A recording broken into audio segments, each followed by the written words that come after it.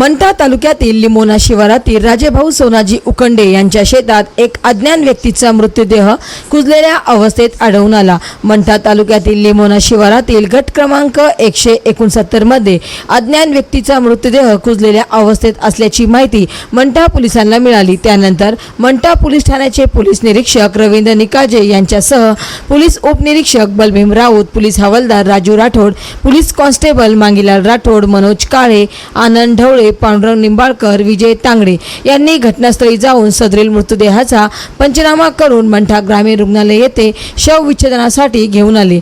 शवविच्छेदन करून अंतिम संस्कारासाठी नगरपंचायतच्या ताब्यात दिल्याची माहिती पोलिसांनी दिली। सापडलेल्या व्यक्ती अंदाजे 35 ते 40 वयोगटातील असून व्यक्तीच्या अंगावर बुरकट रंगाची जीन्स आहे। कुजलेल्या व्यक्तीचा मृत्यू अंदाजे 3 ते 4 दिवसापूर्वी झाला असावा अशी शक्यता पोलिसांकडून व्यक्त करण्यात आली। तपास पोलीस उपनिरीक्षक बलभीम राऊत हे करत आहेत। महाराष्ट्र वाईब न्यूज प्रतिनिधी गजानन माळकर, मंठा, जिल्हा जालना।